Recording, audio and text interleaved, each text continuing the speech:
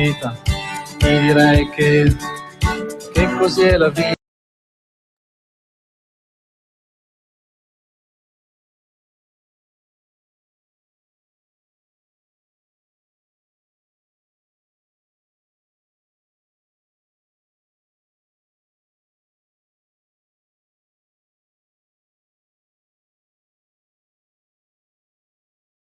La mano. Benvenuti amici e amiche di Calcio Parlando, un saluto da Graziano Campi in onda dalle frequenze di Radio Padania Libera, puntata numero 473 della nostra trasmissione. In collegamento con me da Torino per questa prima parte di puntata c'è Alessandro Gazzera, che saluto. Ciao Graziano, ciao a tutti gli ascoltatori. Ecco, allora Alessandro, da dove cominciare? È stata una settimana ricca di soddisfazione per le squadre impegnate in Europa. Juventus, Fiorentina e Napoli hanno superato i rispettivi avversari. I bianconeri entrano nell'elite delle prime 4 squadre d'Europa dopo aver pareggiato, a dire il vero, senza troppo brillare, contro i francesi del Monaco, che alla vigilia erano dati come squadra abbordabile. Cosa ne dici di della partita tra Monaco e Juventus? Ma dico che ha rispettato il pronostico comunque, che vedeva la Juventus favorita.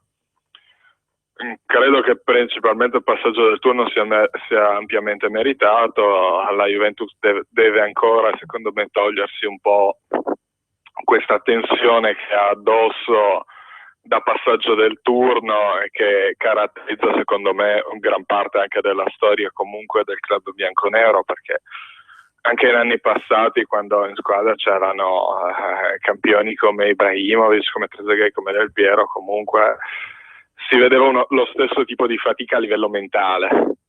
Credo che sia appunto un bene per il calcio italiano avere una squadra comunque tra le prime 4 d'Europa, e ora staremo a vedere.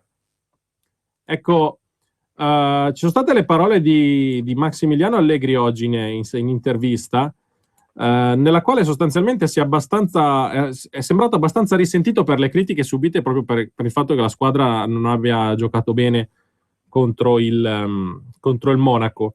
Le sue parole sulle critiche sono queste: sono ingiuste e ingiustificate.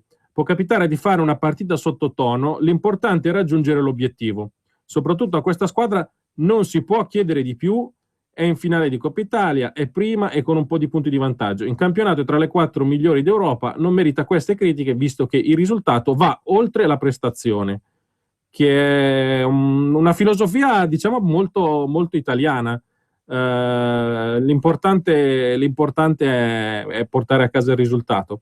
Si può essere d'accordo o meno, ma diciamo che c'è un po' di tensione.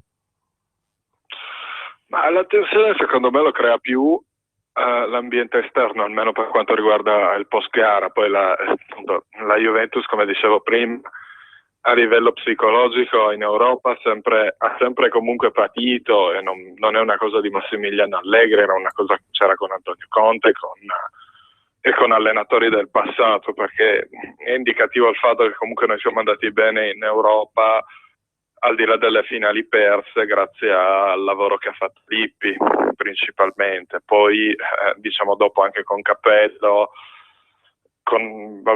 tralasciando anche l'esperienza comunque non positiva di Ancelotti, comunque la squadra ha sempre fatto fatica. Di giocatori buoni ce ne sono stati tanti, campioni anche tantissimi. Onestamente ti dirò, le ho trovate anche io un po' eccessive le critiche, perché la Juventus è verissimo che non ha giocato comunque una buona partita, però aveva anche dei giocatori comunque in condizione abbastanza precaria. Poi sinceramente il passaggio del turno c'è stato, quello era quello che serviva.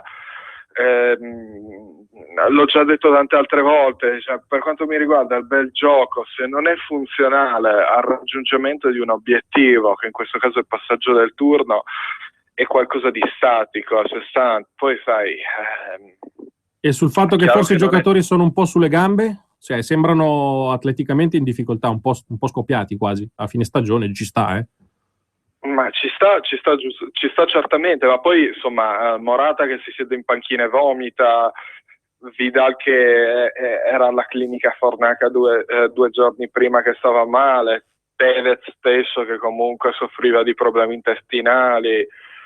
Cioè, mi sembra che ogni tanto si critichi un po' per il gusto di farlo, per via del fatto che magari Massimiliano Allegri stia raggiungendo dei risultati che nessuno si aspettava. Certo. Perché probabilmente con il cambio di Conte in molti avevano immaginato che la Juventus, non dico che sarebbe tornata nell'anonimato, ma avrebbe fatto molta più fatica. Io avevo pronosticato qui su Calcio Parlando a inizio anno una Juventus che sarebbe arrivata in semifinale di Champions League e mi scrissero in tantissimi utenti dicendomi che ero completamente pazzo. Sì, anche io non c'ero ancora, quindi posso dire di averlo fatto anch'io. Non ero ancora qua in radio, quindi potevo dirti quello che volevo. Esattamente, vedi. Col nome finto, vedi... Col nome finto, così non mi hai riconosciuto. Può essere. Si fa così. Attenzione care donne, perché usa gli account fake su Facebook anche per rimorchiare. Esatto, sicuramente sì. Ascolta, la sfida con Real sembra proibitiva, però in questi momenti, in queste partite qua, che vengono fuori i giocatori che hanno gli attributi perché comunque si sentono più motivati. È veramente una sfida a senso unico? Secondo me no. Lo dico perché il doppio confronto dell'anno scorso, comunque la Juventus a Madrid non meritava di perdere. Abbiamo avuto un Padoin che addirittura si trovava quasi a suo agio le volte che comunque doveva marcare Cristiano Ronaldo, quindi insomma sicuramente è una partita molto difficile, però sia a Madrid che a Torino l'anno scorso la Juventus aveva giocato molto bene. A Torino secondo me avrebbe addirittura meritato di vincere l'anno scorso. E io credo che se alla fine giocano tenendo in mente che di fatto non c'è nulla da perdere, perché comunque quando arrivi a questo punto qua sai benissimo comunque che loro sono i campioni uscenti, hanno fior di giocatori. Secondo me può anche venire fuori a livello appunto caratteriale, come dicevi tu, qualcosa in più. Magari non dai grossi nomi che magari uno si aspetta sempre Pogba, si aspetta Tevez, si aspetta Vidal. Può venire fuori quel qualcosa in più dai Padoin, dai Pereira, dagli Evra, dai Lichtsteiner, che poi alla fine fa veramente la differenza. Quindi io credo che sia tutta da giocare. Il pronostico non è per nulla scontato, la Juventus può e deve crederci. Ecco, invece, andando a guardare quelli che sono stati i risultati delle squadre impegnate in Europa League, Napoli e Fiorentina, entrambe hanno passato il turno. Il Napoli ha fatto una partita abbastanza pirotecnica con il Wolfsburg e affronterà il Dnipro. Diciamo che è la favorita per andare in finale. Assolutamente sì, anche perché insomma non me ne voglia il Dnipro, ma il Napoli sembra decisamente di una categoria superiore, soprattutto ha dei giocatori che le possono tranquillamente permettere di vincere la competizione. Ecco, invece per quanto riguarda la Fiorentina, ha vinto bene 2-0 con la Dinamo Kiev, anche se per portare a casa il risultato, per chiudere il risultato, è arrivato a fine partita. Sono stati a lungo tempo in vantaggio di un gol con un uomo in più, hanno sbagliato tante occasioni da rete, però la Fiorentina affronterà il Siviglia, che l'anno scorso ha vinto l'Europa League, quindi una squadra che non è da sottovalutare, che sicuramente può far bene. Beh, tra le due comunque questo è saltato subito agli occhi, credo, di tutti. Il turno difficile è quello della Fiorentina, anche perché è vero che il Siviglia ha comunque cambiato diversi giocatori, però è rimasto un organico sempre molto competitivo e con una mentalità vincente ereditata proprio dalla vittoria dell'anno scorso allo Juventus Stadium. Io credo che per la Fiorentina non sarà una partita facile, sia all'andata che al ritorno, però è anche vero che la squadra di Montella ha dimostrato che di saper vincere contro tutti. Il pericolo maggiore può essere, secondo me, l'ambiente, perché è stato quello che in parte anche ha contribuito all'eliminazione in Coppa Italia, al di là della prestazione che fece la Juventus. Diciamo che Firenze è un ambiente che a volte tende un po' troppo a esaltarsi e a credere già di essere oltre una partita che deve ancora giocare. Quindi se Montella e i suoi riescono a vincere l'andata, riescono a tenere buono quello che è l'ambiente intorno a loro, la finale è possibile. Se si vince, si inizia già a parlare di finale, c'è già un'esaltazione tutta intorno alla squadra, la squadra non rende, l'abbiamo già visto comunque dopo la vittoria con la Juventus. Ecco, ti chiedo infine, prima di salutarti, un'ultima battuta sull'altra semifinale di Champions League che andiamo a ricordare, è quella tra Bayern Monaco e Barcellona. Una sfida stellare. Assolutamente uno spettacolo puro, anche perché da una parte c'è il Bayern, che è una squadra che comunque ha dimostrato un'organizzazione di gioco mostruosa, anche quando comunque non c'erano giocatori come Robben e Ribéry, e dall'altra parte il Barcellona lo conosciamo, tanta gente secondo me ha torto. A inizio anno voleva pensionare quasi Xavi e Iniesta, ma sono due giocatori straordinari ancora oggi, giocano un po' di meno anche perché l'età avanza, però comunque sono due giocatori straordinari, e lì davanti quei tre possono veramente giocare male tutta la partita, c'è il minuto di recupero, c'è quella singola invenzione che magari decide la partita, quindi sarà una sfida molto molto bella. Sì, sicuramente una di quelle partite da non perdere. Grazie Alessandro, sei stato preziosissimo. Ci sentiamo prossimamente su Calcio Parlando, sempre delle frequenze di Radio Padania Libera. Ciao a tutti. Ciao.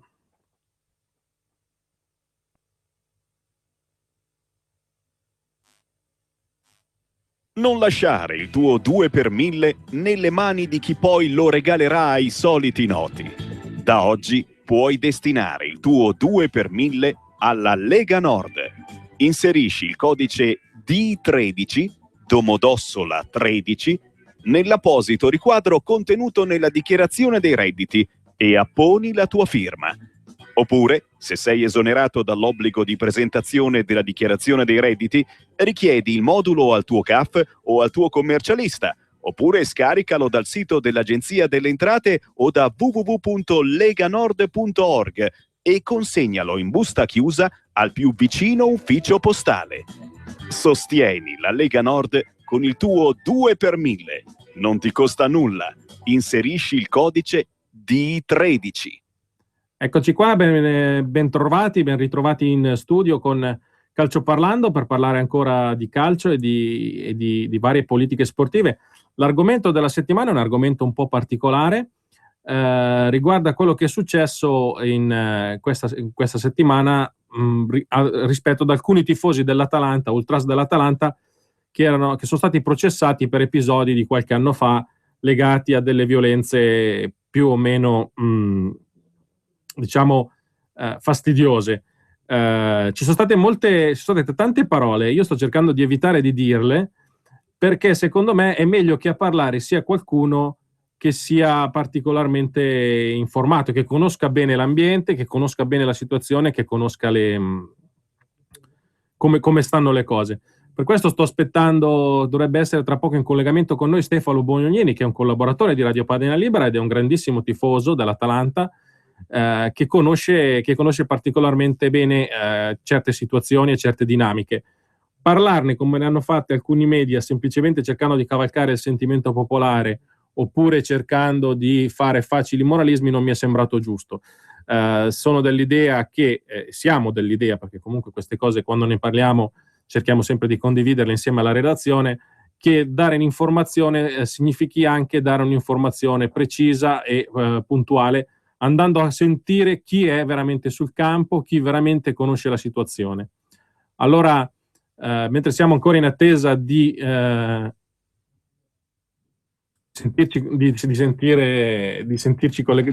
collegarci con Stefano Bolognini, vi vado a ricordare nel frattempo quelle che sono le partite e la classifica di Serie A.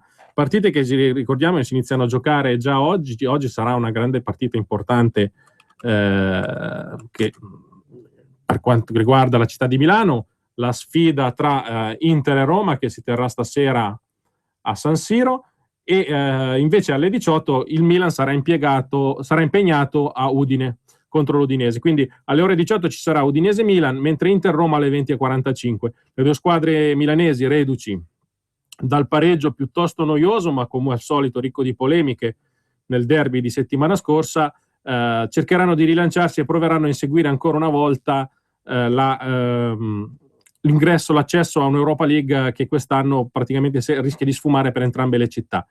Tra le altre gare, per quanto riguarda domenica 26 aprile, sono previste alle 12:30 Atalanta-Empoli, mentre alle 15 giocheranno Lazio-Chievo, Parma-Palermo, Verona-Sassuolo, Torino-Juventus, il derby della Mole, partita di cartello della giornata di domani, Genoa-Cesena sempre alle 15, Fiorentina-Cagliari alle 18 e Napoli-Sampdoria alle 20:45. Dovrebbe essere adesso in collegamento con noi Stefano Bolognini, che saluto. Ciao Stefano. Eccoci, buongiorno, buon San Marco a tutti, buongiorno.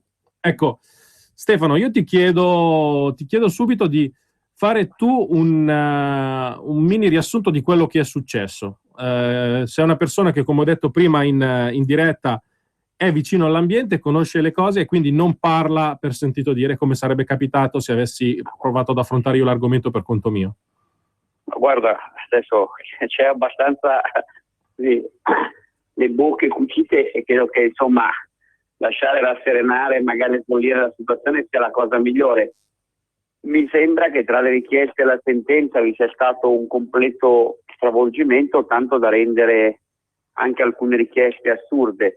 Ecco, io non ho ricordato cosa era successo, non avevo ancora ricordato i fatti, che cosa è successo di preciso, cioè più o meno come era andata la situazione. Adesso io devo dire che non ho sentito, diciamo, la premessa, preambolo, quindi credo che si parli dei tifosi dell'Atalanta. Esatto. È stato un processo lungo che riguardava, diciamo, più vicende e che alla fine si è trasformato, partendo dai fatti di Alzano, quando c'era Minori ministro dell'interno, e poi dei fatti che sono successi con diverse partite, tra cui Atalanta-Catania, Atalanta-Inter, diciamo una serie di richieste forse esagerate da parte del PM rispetto a tifosi di Atalanta che avrebbero commesso questi fatti, e poi in realtà devo dire che la sentenza è stata molto più lieve, stravolgendo i fatti e in alcuni casi forse con motivazioni un po' pretestuose. Si accavallavano a queste vicende, qualcuno ha fatto confusione, anche un'irruzione dei tifosi in un momento diciamo così un po' caldo, che non dovrebbe mai esserci, a Zengania, sul quale l'Atalanta ha ritirato la querela e quindi poi l'accusa è venuta meno, e da lì si è scatenato un pandemonio perché l'Atalanta sarebbe in combutta con gli ultra peggiori e tutta una serie di cose.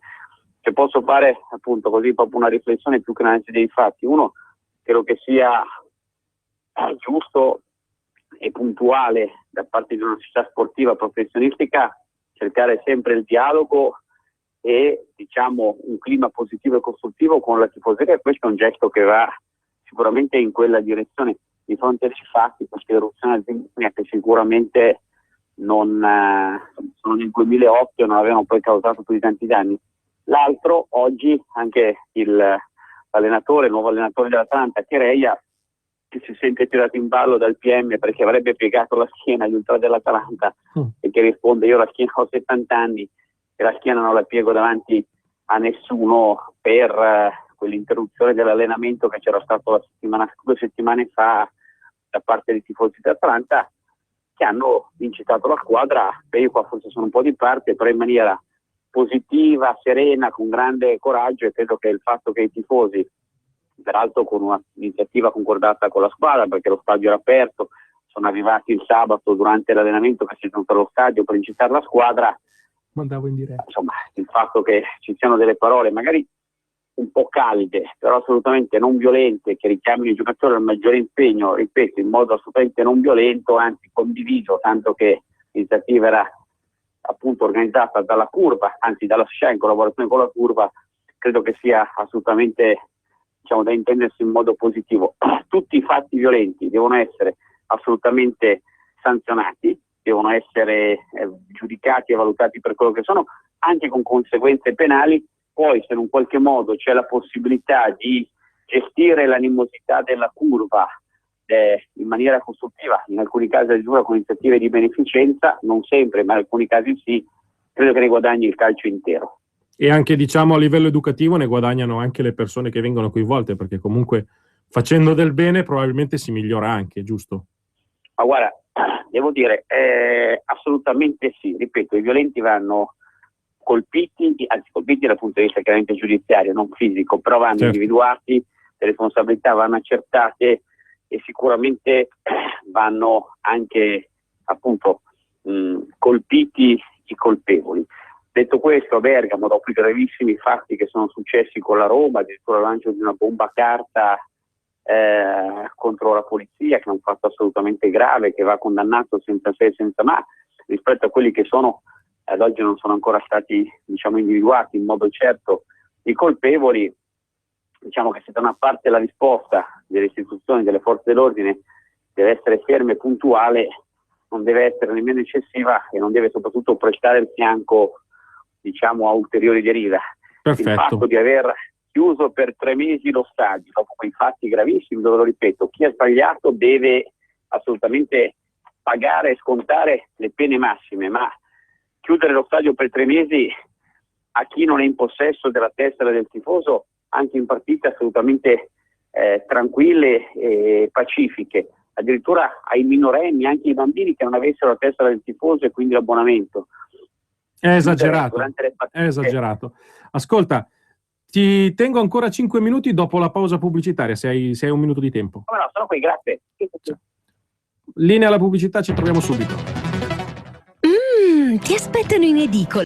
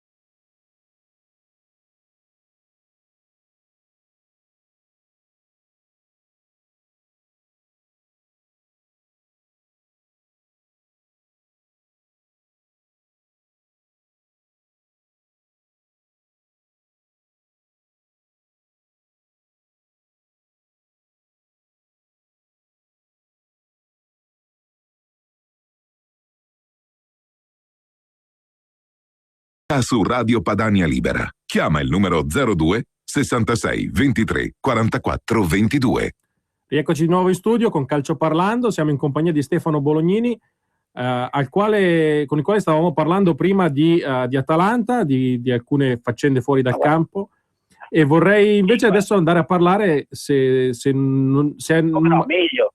Ecco, parliamo di calcio giocato. Domani c'è la sfida tra Atalanta e Empoli. Al di là della gara in sé, diciamo che l'Atalanta in questo momento ha buone possibilità di salvarsi, però è stata una stagione deludente.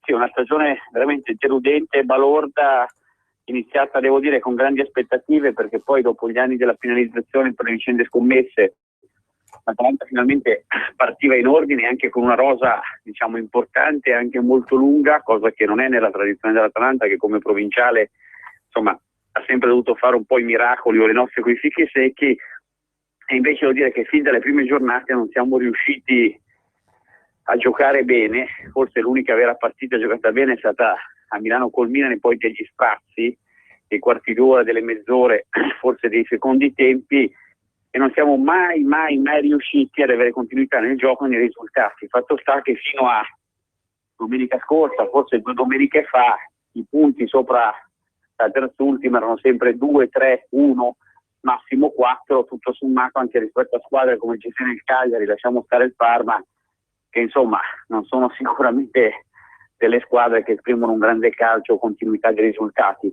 Correia, seppure con i piccoli passi questa continuità c'è stata, con 3 pareggi di fila.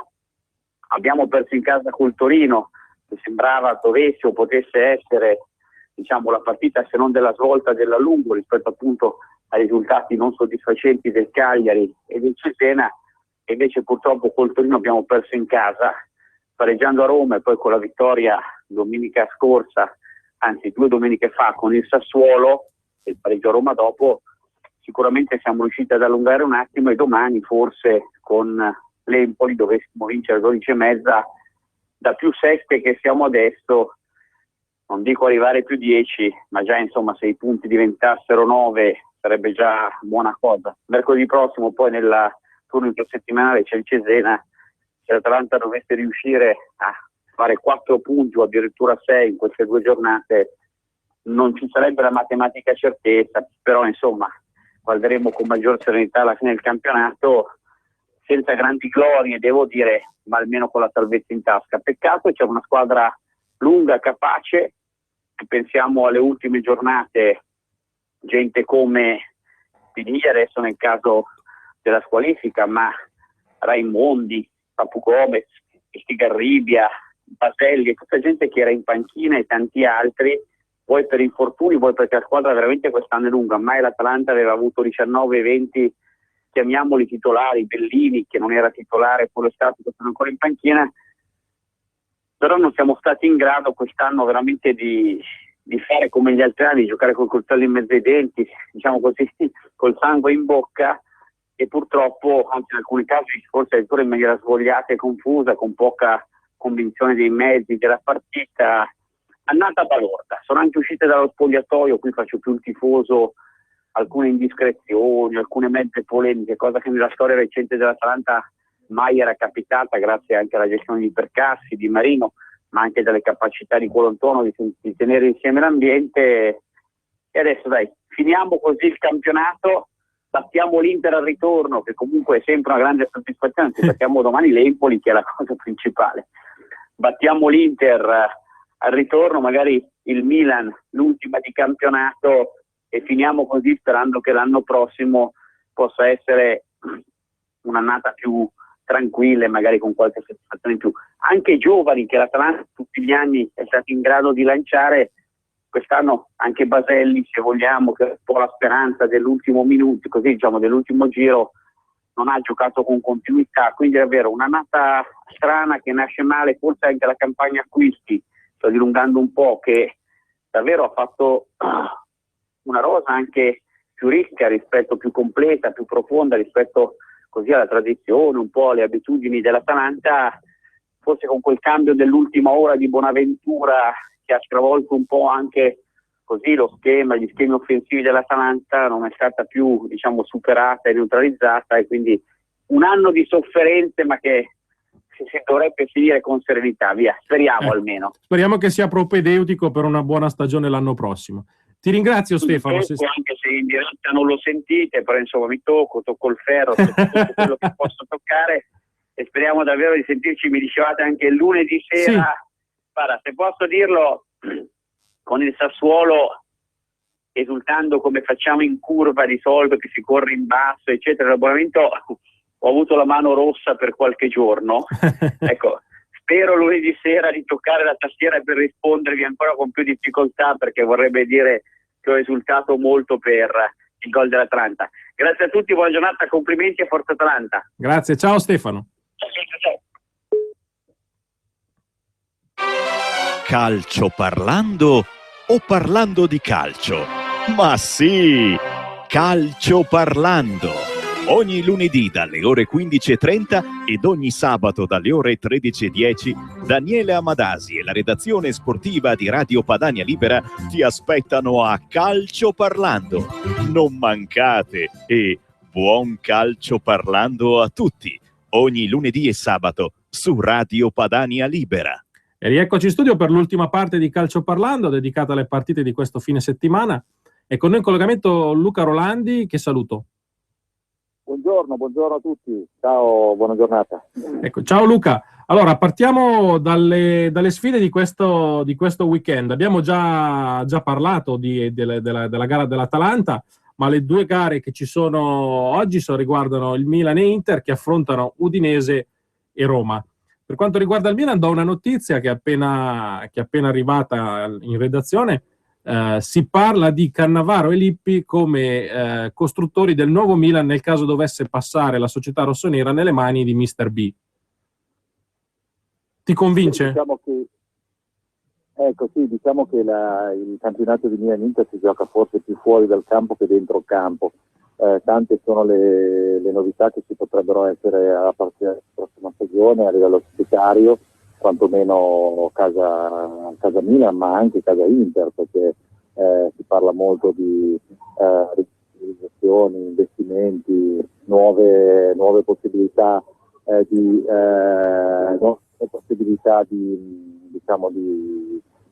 acquisti di nuovi giocatori. Bisogna assolutamente cercare di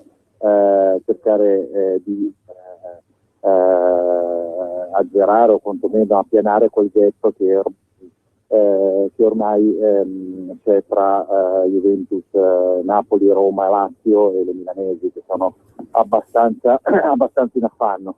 Questa sera in quest'oggi sono due partite molto importanti per sperare ancora di entrare nel gioco dei ripescaggi e dell'aumento delle squadre che potrebbero partecipare all'Europa League il prossimo anno, due partite fondamentali sia per Inter che per Milan. Che invece la Roma, che sarà rivale dell'Inter questa sera, guarda un altro derby, quello con la Lazio, che domani sarà impegnata con il Chievo. Come vedi le due romane, chi secondo te è messa meglio? Ma è decisamente messa meglio la Lazio, perché al di là della sconfitta di domenica e di sabato scorso allo Stadium, è in grande forma, ha recuperato una quantità di partite, ha vinto una quantità di partite quasi da record, e naturalmente è decisamente più in forma e ha maggiore entusiasmo rispetto alla Roma, che invece cammin facendo ha perso un po' tutte i suoi obiettivi. In più è anche in finale di Coppa Italia, e stasera comunque in questa stagione, in questa giornata la Lazio sicuramente ha un impegno sicuramente molto più semplice, e credo che allora potrebbe spuntarla nel derby capitolino per agganciare il secondo posto in classifica.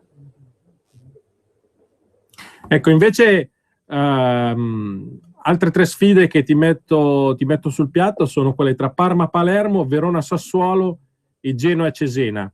È piuttosto difficile trovare le motivazioni per queste 6 squadre per offrire un buono spettacolo, quando sostanzialmente il campionato sembra già deciso sia per quanto riguarda le promozioni che per quanto riguarda la zona scudetto. Che motivazioni possono trovare i giocatori per affrontare queste sfide? Beh, diciamo che le motivazioni non sono forse per alcune squadre che stanno tentando ancora di arrivare alla conquista di un posto UEFA. Per esempio il Palermo potrebbe essere importante riuscire a trovare un risultato positivo. Con un campionato così lungo, 20 squadre, c'è veramente poca equilibrio e tante partite verso il fine stagione sono quasi inutili. Naturalmente ricordiamo ancora l'orgoglio del Parma e la grande professionalità di giocatore dell'allenatore Donadoni, nonostante ormai la situazione sia veramente pazzesca e il Parma rischi veramente di ripartire dalla Serie B, e sono alcune partite veramente che sono da realizzare, da giocare per onor di firma, ecco, niente di più di quello, e resta il dubbio che forse bisognerà in prospettiva ridurre il campionato almeno di queste squadre. Ecco, abbiamo parlato prima di sfida a distanza tra Milan e Inter e Roma e Lazio, invece un derby che domani si gioca, un derby che praticamente è molto sentito nella città di Torino, è quello tra Torino e Juventus, appunto, che si gioca domani all'Olimpico alle ore 15.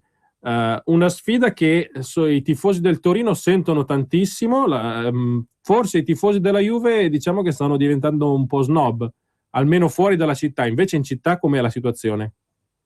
Ma decisamente in città la situazione è una situazione che è molto, diciamo, sentita dalla sponda Granata. In Granata non vincono un derby dal 1995, non segnavano da tanti anni, poi con le reti del derby di andata finalmente è arrivato anche il gol.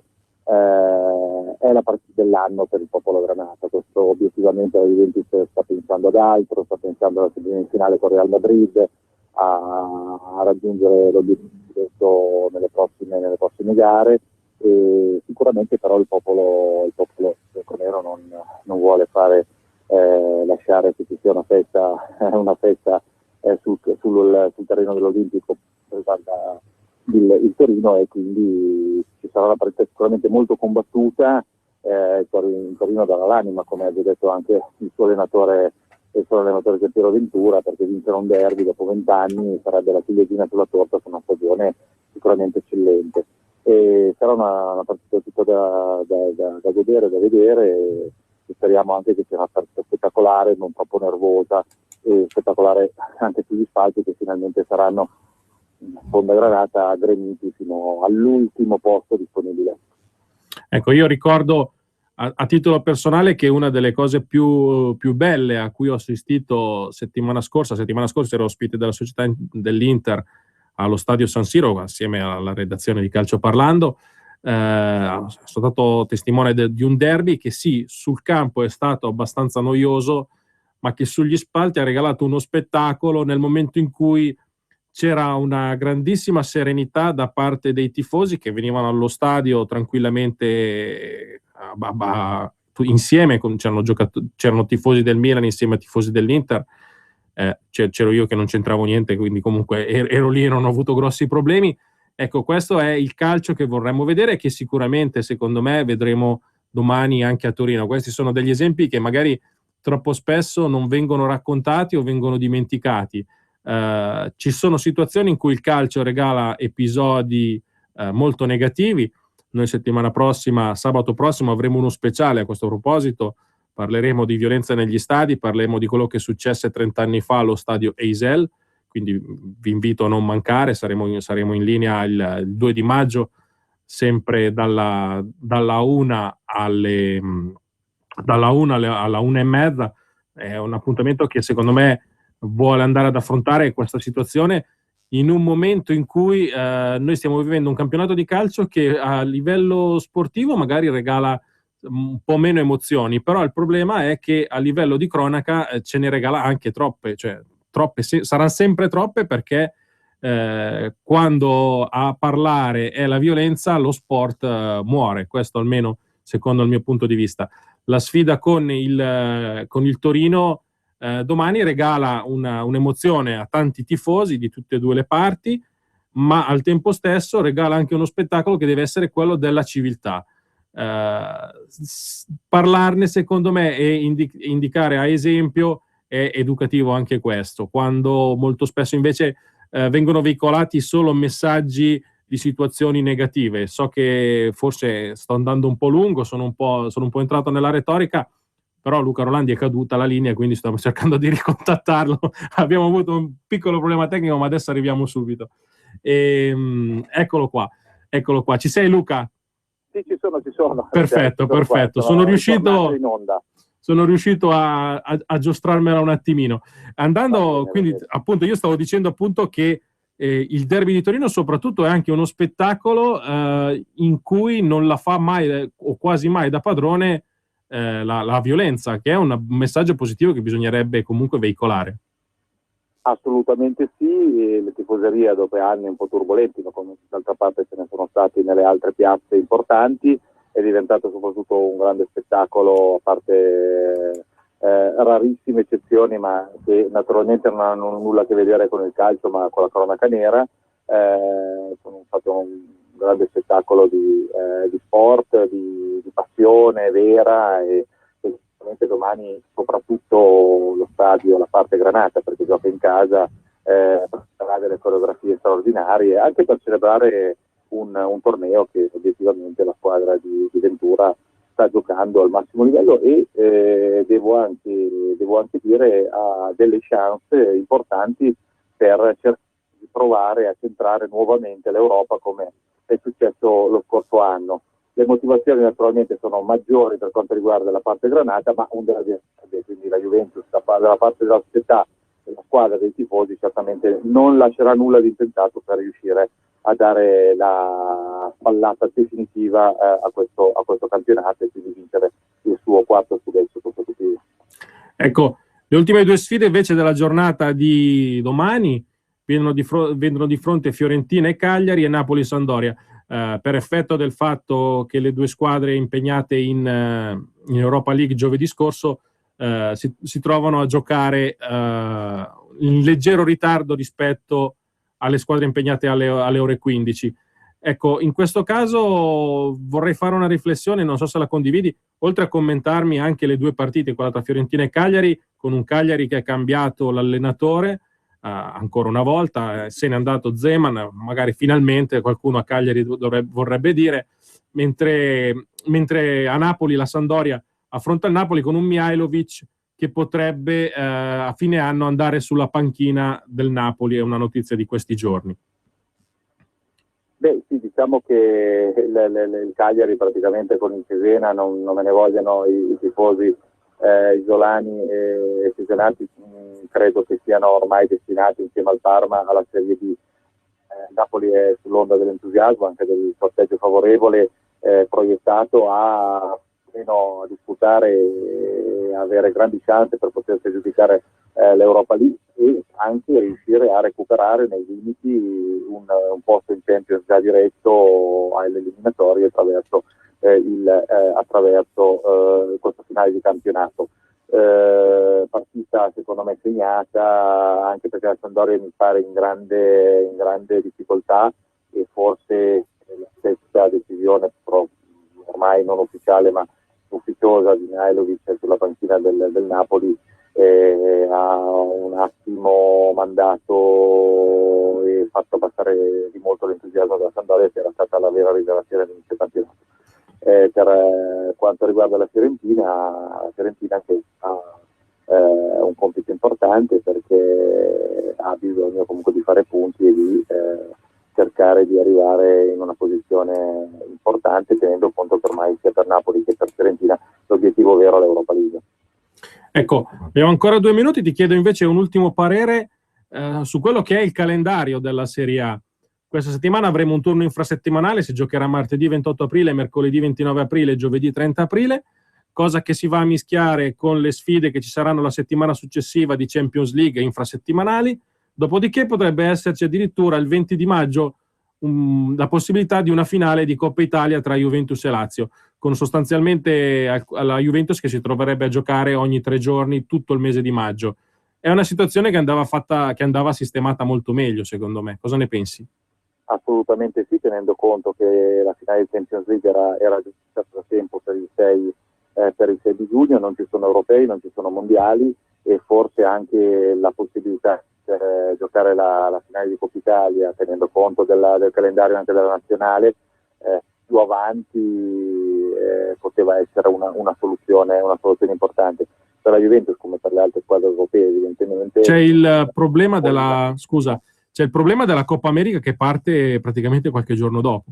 C'è il problema della Coppa America. Ormai i calendari sono super intasati, è per questo che probabilmente con un accordo europeo, perché non basterà soltanto a livello di lega nazionale italiana o di federazione italiana di gioco calcio, riuscire a ridurre a 18 squadre il campionato, perché si arriva con il fiato veramente lungo e si rischia anche di danneggiare eventualmente le squadre caldane che sono impegnate. Noi quest'anno ne abbiamo fortunatamente dopo tanti anni 3 nel rush finale delle competizioni continentali.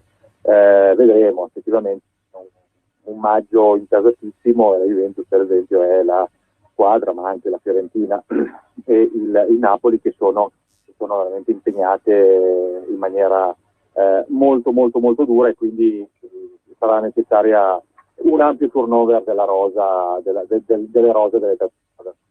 Perfetto Luca, io ti ringrazio, sei stato gentilissimo, ci sentiamo prossimamente. Grazie a voi e buona domenica di calcio, buon sabato e buona domenica di calcio a tutti, con Calcio Parlando naturalmente. Esatto, grazie Luca Rolandi, collaboratore di Calcio Parlando. Direi che il nostro tempo si è esaurito, io ringrazio il nostro regista Roberto Colombo e vi saluto, ci vediamo lunedì prossimo dalle ore 15:30 alle ore 16:30. Un saluto da Graziano Campi e da Calcio Parlando. Avete ascoltato Calcio Parlando.